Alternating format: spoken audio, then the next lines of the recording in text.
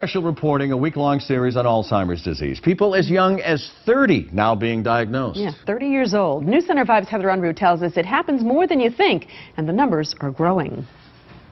Grow old along with me, the best is yet to be, the last of life for which the first is made. Those words from poet Robert Burns, describing Alan and Bernadette Holbrook to a T. We had planned, after the kids were gone, to go down to Staples, buy a map of the world and a box of flag pins, put that map up in the family room,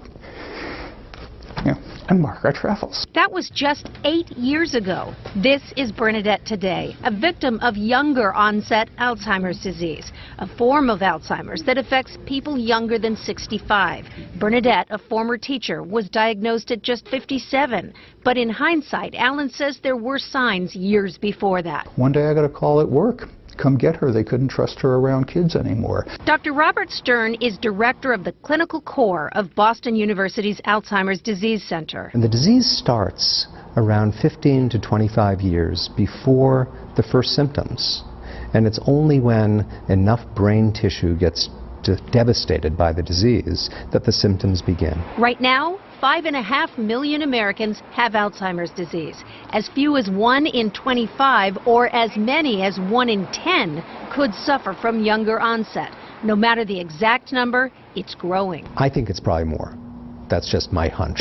Even more devastating, the younger you get it, the faster Alzheimer's seems to progress. Researchers don't know why. The course is much more rapid. 8 years since her diagnosis, Bernadette's barely recognizable. But essentially, she has no cognitive ability. She has no vocal ability. The heart is still beating in that body, and it's still taking breaths, but my wife's not in there anymore. Essentially, my wife is dead. When it starts having an impact on someone's life earlier in life, in their 50s or early 60s, they want to have this full life ahead of them.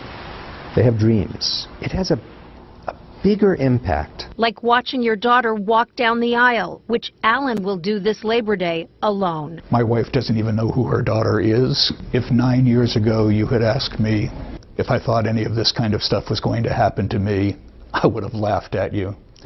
A year later, and in the 8 ensuing years, I don't laugh anymore. And we're sad to report that since we met Alan and his wife, we learned that Bernadette passed away just a week ago on Memorial Day. And our thoughts are certainly with their entire family. In fact, Alan is a big part of the reason we are bringing this week of special reports on the disease, from costs to breakthroughs on the horizon.